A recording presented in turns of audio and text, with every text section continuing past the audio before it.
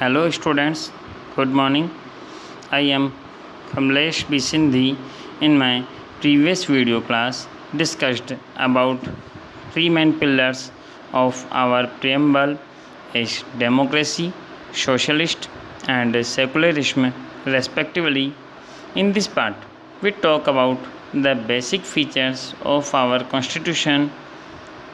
Before starting this, I want to remind you that we all know that our constitution came into force on 26 January 1950 is considered as the largest, extensive and detailed written document. So let's start its first feature, written document. Like Britain and Israel have not their constitution in written form, but our country, India, along with many more nations in the world, has written constitution. Due to its social, geographical, diversified circumstance, prehistorical notions, the Constitution Assembly has kept the draft constitution in written form. क्योंकि हमारा देश सामाजिक, धार्मिक व भौगोलिक परिदृश्य से अनेकों विभिन्नताओं वाला देश है, इसीलिए हमारी कॉन्स्टिट्यूशन असेंबली ने एक रिटन कॉन्स्टिट्यूशन बनाने का निश्चय किया व उसका प्रारूप पेश किया। Second features is the size of constitution. So our constitution is divided into 22 sections, 395 articles and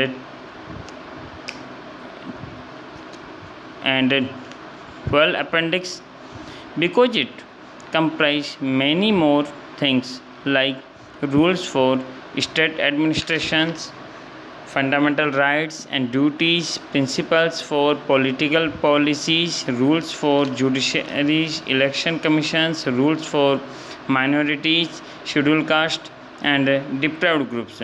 So therefore our constitution became largest and extensive written document compared to other nations, and it is known as the largest constitution in the world. Now third is single citizenship. As you see in America has dual citizenship, one for its particular state and other for Union States of America, but our nation India has only single citizenship. When this book had written, we also have only of Jammu Kashmir state dual citizenship, but now due to removal of article 370 we have in our whole nation one citizenship. Now fourth basic features is the center with strong federal structure. India is a combination of many states, so it is called a union of states, and in our constitution we are not used of the word federal. Instead of it, we use the word union of state. Federal is used if a country have two sets of government and two citizenship. Here we have only single citizenship, but we have used the part of the system. Like federal, we have two sets of government, and one is union government and other is state government. And now we see that here what is the mean of word union. So here union mean a permanent and irreversible relation between union or states or central government and state government, and no state has right to secede or separate it from union. When after independence these all states merge with India, then after merging no one state has right to go back or rights demand to be separated country, and every state is only the part of this union, thus is known as the union of state. It has some only elements of federal system like two sets of government, union government and state government. So we are not total federal, we have only some features of federal. Next, our constitution demarcates the powers between two sets of government, central government and state government, into different list of subject. So who decided that which subject will be handled by central government and which subjects will be handled by state government? So yes, it is decided by our constitution through different list. First is union list. It has 97 subjects like defense, foreign affairs, atomic energy and banking, railway, post and telegraphs, etc. are looked after by union government, and it has the power to making law on these subjects. Now second list is the state list, has 66 subjects. Here state legislature passes the law on subjects like health, agriculture, maintains law and order, etc. are controlled by state government. If any state government faces problem like failing law and order in that state, then union government send his reserved police force to handle it. Now third list is concurrent list. It has 47 subjects. Our constitution also provide a third list, and in this list subjects taken of common consent of both governments, and both governments can pass law on these subjects like marriage, divorce, education, etc. are included in this list.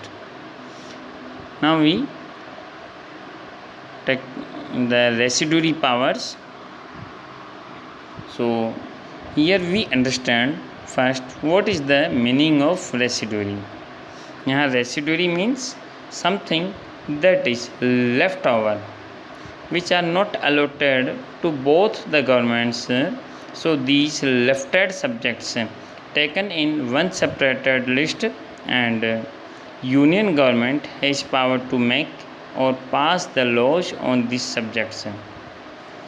Now financial distributions of resources is done between government like excise and customs duty, export import, etc. are decided by union government, but some internal taxes which are income source of states like education tax, entertainment tax, etc. are decided by state government.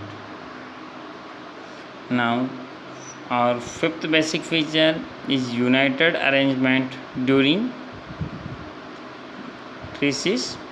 So here states has power to make laws on many subjects, but in emergency like corona, whole country followed the same law and order by our union government or our prime ministers. So similarly, during crisis or emergency, there are main three provisions in our constitutions. First one is national emergency can be declared at the time of war or external attack by any countries or armed rebellion. Second one is if law and order break down the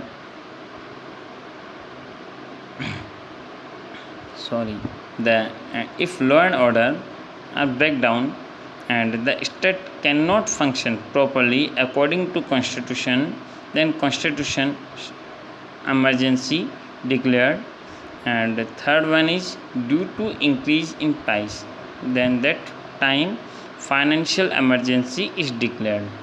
These three provisions for our emergency. So central government has more power at the time of these emergencies, and at the time of these emergencies whole country is turned into a unitary system, not a federal system. Okay. Next, parliamentary systems. You read this paragraph carefully in your textbook, and we understand summary or some main features or main points here. So supreme authority to representing people, it has two houses, Lok Sabha and Raj Sabha. So our parliament known as bicameral because it has two houses, and if the parliament has only one houses, then it is known as the unicameral. But our nation, our India, has the two houses, Lok Sabha and Raj Sabha both. So our India is, or our parliament is known as the bicameral. Government is carried in the name of president at central level and governor at state level, but actual administration is carried by council of ministers headed by prime minister and chief minister at state level. Lok Sabha has tenure of 5 years, and after 5 years whole Lok Sabha dissolved. So it is known as temporary house, but Rajya Sabha is known as permanent house because its 1/3 member of total member retire after every 2 years. President has power to select 2 Anglo-Indian members in Lok Sabha and 12 members which are expert in different field selected in Rajya Sabha, but Lok Sabha has more powers compared to Rajya Sabha. So thank you students. We meet soon with the fourth and last part of this lesson.